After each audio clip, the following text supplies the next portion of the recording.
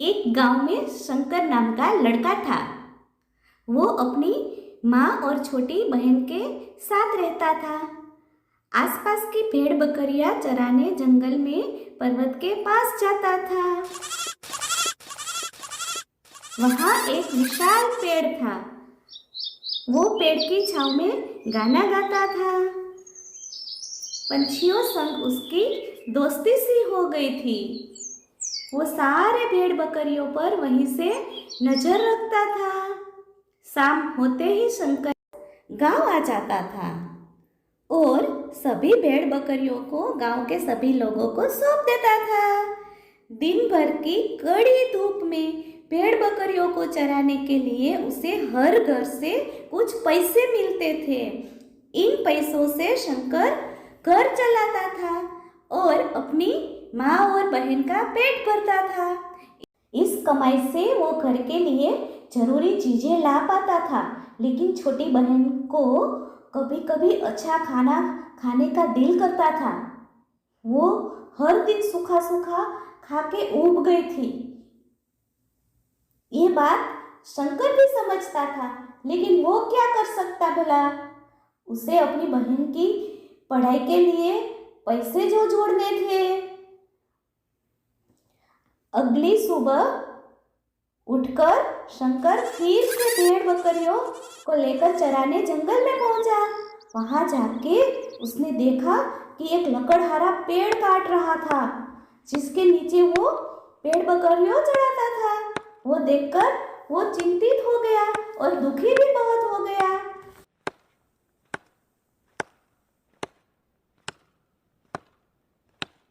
लेकिन उसने एक तरकीब लगाई।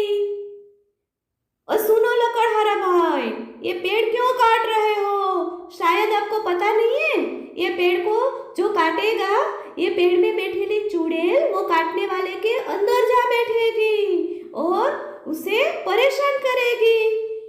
ये सुनकर लकड़हारा डर गया और भागने लगा। ओ, भागो भागो भागो।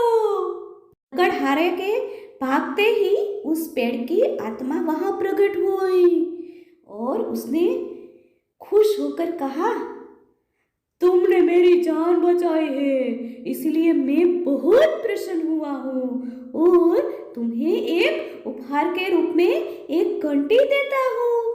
लेकिन मैं ये घंटी का क्या करूँगा? ये घंटी कोई ऐसे वैसे घंटी नहीं है, ये जादुई घंटी है। इससे तुम जो चाहो खाने के लिए मांग सकते हो। हाँ? हाँ? लेकिन हमेशा ये बात ध्यान रखना कि दिन भर में सिर्फ एक ही बार खाना मंगवा सकते हो। शुक्रिया मेरे दोस्त।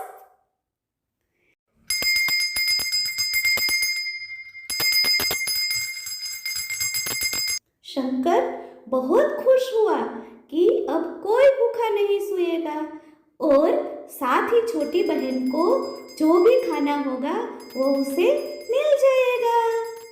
शाम को शंकर जब घर आया तो उसने माँ को और छोटी बहन को सारी घटना बताई।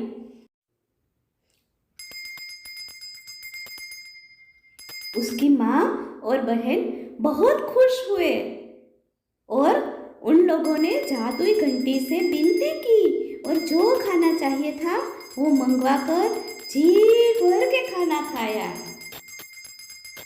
और सो गए।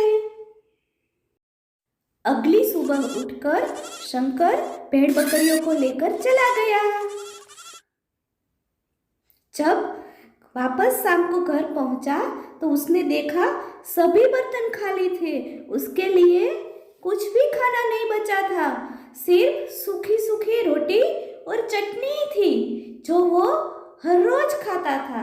वो देखकर शंकर को दुख हुआ और बहुत गुस्सा भी आया। उसने कुछ नहीं खाया और सो गया। अगली सुबह वो अपने साथ जादुई घंटी को ले गया। इधर घर पर जब माँ और छोटी बहन को बहुत भूख लगी तो उन्होंने उस घंटी को बहुत ढूंढा, पूरा घर तलाश लिया पर वो घंटी नहीं मिली। वो लोग बहुत उदास हो गए। उन्होंने सोचा शायद घंटी गुम हो गई है और अब घंटी नहीं मिलेगी और नहीं खाना मिलेगा। आखिर वो लोग भूखे ही सो गए। शाम को जब शंकर घर वापस आया तो शंकर ने अपनी जेब से घंटी निकाली और जो चाहिए था वो जादुई घंटी से मंगवा लिया। ये सब कुछ देखकर माँ और छोटी बहन को बहुत दुख हुआ। छोटी बहन बहुत रोने लगी और उसने कहा, भाई आप बहुत स्वार्थी हो गए हैं, आप पहले ऐसे नहीं थे।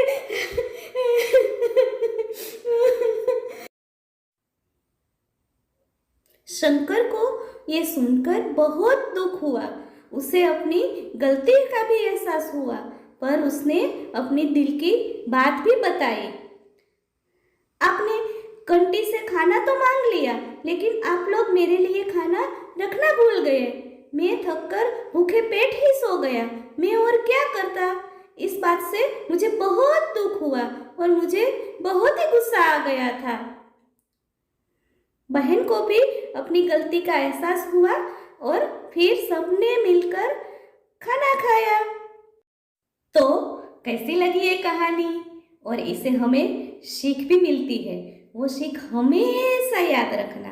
इससे हमें ये सीख मिलती है कि हमें स्वार्थी होकर नहीं सोचना चाहिए, दूसरों की जरूरत का भी ध्यान रखना चाहिए।